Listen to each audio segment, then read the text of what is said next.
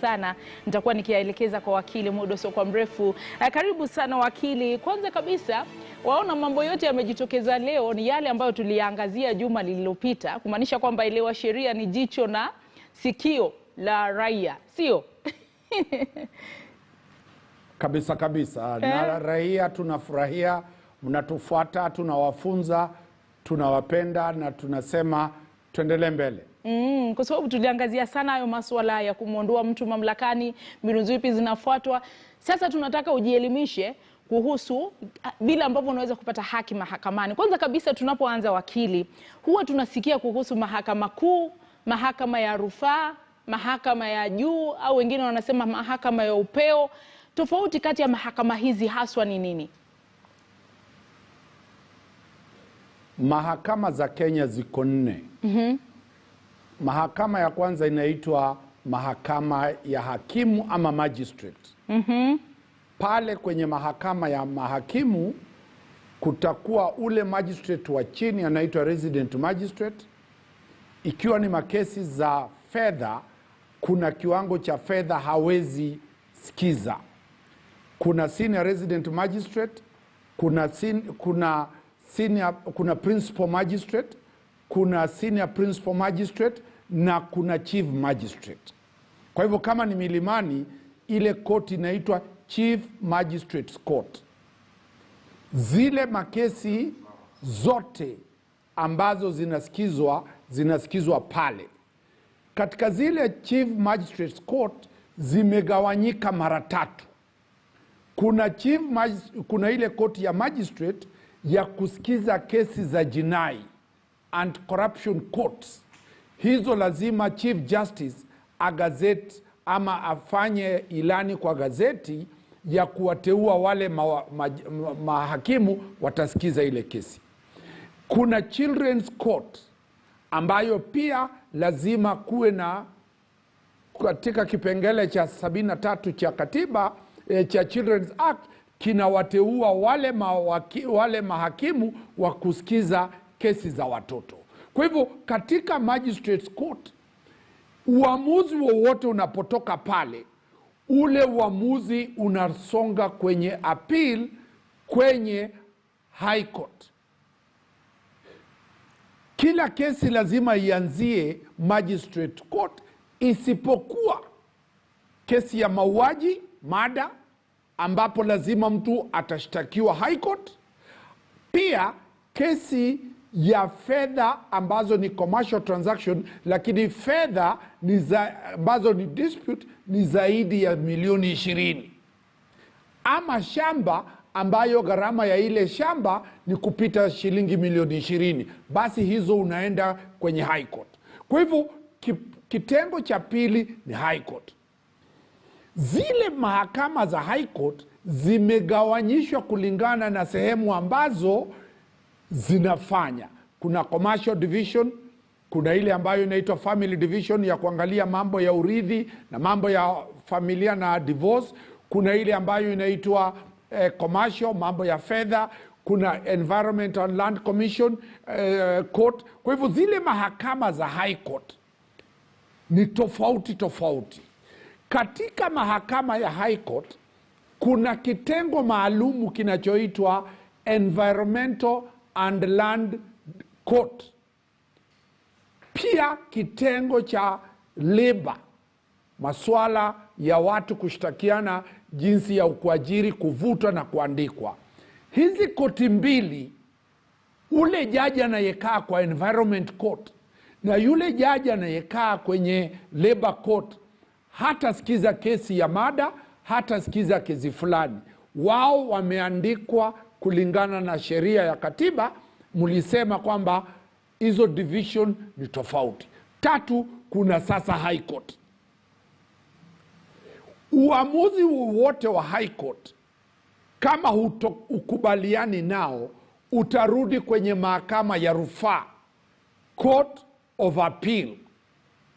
Ile koti ya mahakama ya rufaa, zamani wakati wa Mtunga na Maraga, wakati majaji walikuwa, ilikuwa inakaa Nairobi, mwisho ikatolewa koti moja ilikuwa inakaa Nyeri, ingine inakaa Malindi, ingine inakaa Kisumu. Kwa sababu ya ukosefu wa majaji, mahakama ya rufaa siku hizi yote inakaa Nairobi.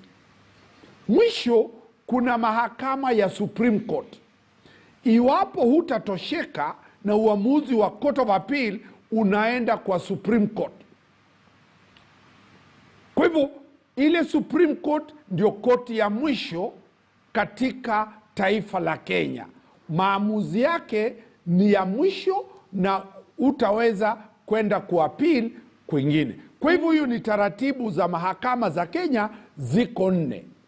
Jambo la pili Zubeda, ni kwamba mahakama ya juu High Court huwa inakaa na jaji mmoja.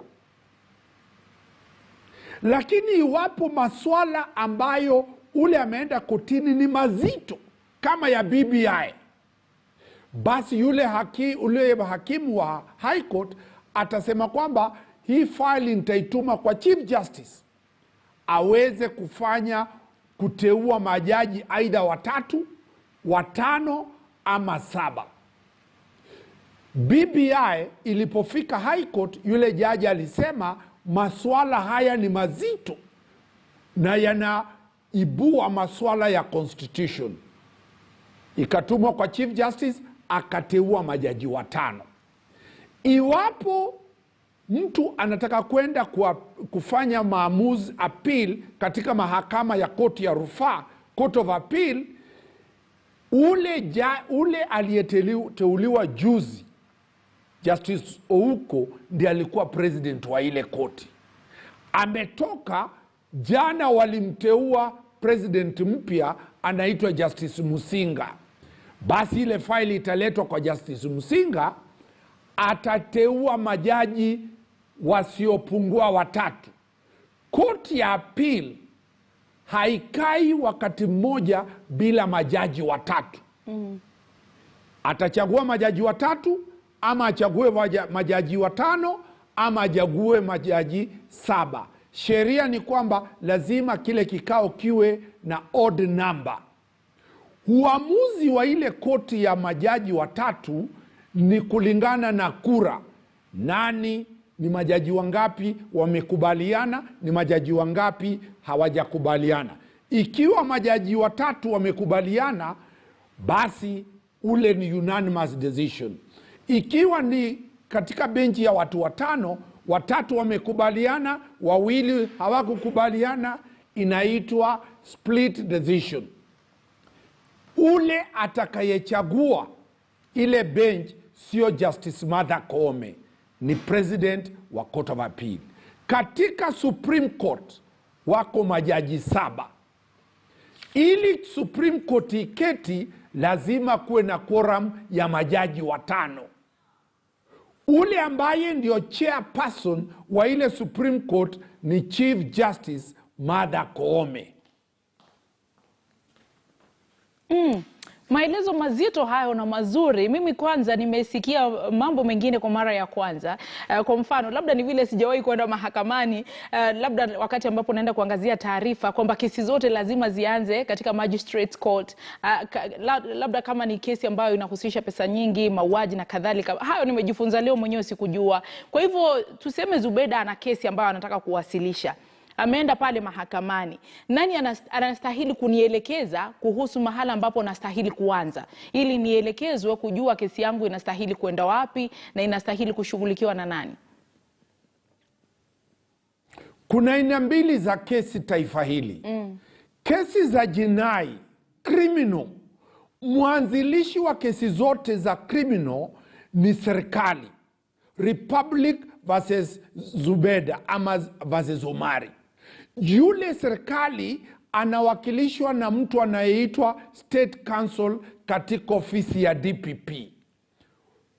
Kwa hivyo makosa yote ya criminal, ule uanzisha kesi ni serikali. Pili, lakini wewe mwenyewe ikiwa umeenda polisi hawataki kushughulika ile kesi, katika ile sheria inayoitwa Criminal Procedure Code inakupa nguvu wewe mwenyewe uende mahakamani kwa magistrate na ukasema, nilishtaki kesi yangu Central Police Station, polisi wamekataa kushika huyu mtu, nikubalie nifanye private prosecution.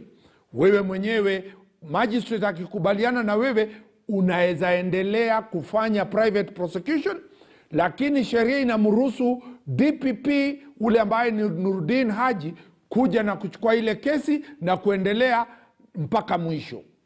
Hizo ni kesi za jinai. Kesi za tatu ni kesi zinazoitwa mtu binafsi against kampuni ama against mtu mwingine, zinaitwa civil ama commercial matters.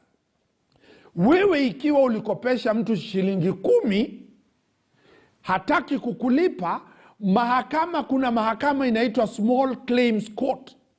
Kama kuna deni lako lisilozidi shilingi milioni 1, utaenda kwenye Small Claims Court. Taratibu zile kalikali za mawakili haziko pale. Wewe unaenda pale, una file form pale, unaonyesha ile agreement muliandikiana, unaambiwa peana yale makaratasi kwa ule jamaa, anaitwa pale kotini, ule hakimu anauliza, hizi fedha unakubali? Hapana, uliandika hapa. Uamuzi unamalizika kabla ya miezi 6. Hiyo ndio mahakama inayoitwa Small Claims Court. Ikiwa ni zaidi ya milioni 1, utarudi kwenye ile, utengeneze makaratasi yako, utafaili yale makaratasi yako kwenye e-portal ya judiciary, ueleze mashtaka yako, utoe idhibati yako, kisha umsavu yule jamaa, munaebishana, muje musikizwe kotini, uamuzi uweze kupeanwa. Kwa hivyo hizo ndio taratibu ziko. 3, ikiwa unashtaki serikali, serikali imeingilia, imejenga barabara kwako, ikiwa serikali imefanya kukufanyia madhambi, utafaili kesi yako kule kwenye Judicial Division ama kwenye Constitutional Division, ambapo utaeleza kesi yako na utaambiwa msavu ule serikali. Wakati wowote unaposhtaki serikali, unashtaki Attorney General. Waziri wa serikali anapofanya makosa, polisi anapofanya makosa, kwako unamshtaki Attorney General. Ule Attorney General ndio wakili wa serikali. Kwa hivyo ule Attorney General ndiye atamtetea Rais Uhuru Kenyatta, ndiye atamtetea Matiang'i, ndiye atamtetea mfanyikazi yoyote wa serikali.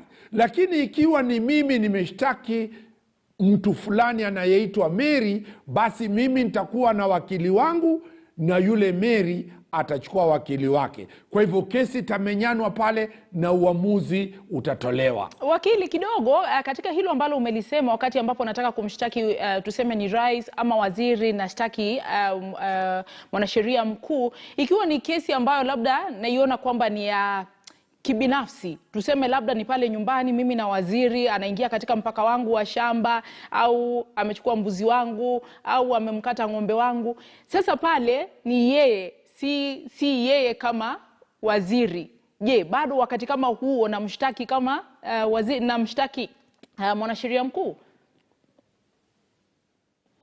Kama ni waziri ambaye mnapakana, na ule waziri usiku anakuja anakamua ng'ombe yako kule kwenye zizi, anaiba maziwa yako, ama waziri ameiba kuku yako, utamshtaki kwa jina lake. Naam. Lakini ikiwa yule waziri ameamuru barabara ipite kwa shamba yako na trakta za serikali zimeingia kwenye shamba lako, utashtaki serikali ya Kenya, na yule Attorney General ndiye atakaye kufanyia makosa. Hata kama rais mwenyewe amekuja kule nyumbani wakati wa campaign, amekula mahindi ya kuchoma kando ya barabara, asilipe, basi alikula ile mahindi, kama sio rais, utamshtaki kwenye civil case. Kama ule aliyekula mahindi hakula ile mahindi kama rais, alikula ile mahindi choma kama binadamu ambaye ni Mkenya. Nimeuliza kwa sababu kuna manunguniko ambayo tumesikia yakijitokeza mara kwa mara, na ni vizuri umetufafanulia hilo. Mtazamaji, ni kipindi chetu cha Elewa Sheria. Kila siku ya Jumanne tunajielimisha sheria. Hatutaki kwamba utoke kule nje mtu fulani akiuke haki zako, usipate haki yako kwa sababu ya kutojua. Ndiposa tuna hiki kipindi, na nafurahi sana kuona maswali yenu yanaingia kwa wingi sana. Tunaingia madukani, tukirudi mwalimu wetu atakuwa akituelimisha zaidi, na vile vile kupokea maswali yako. Endelea kuyatuma na kusihi usiende mbali.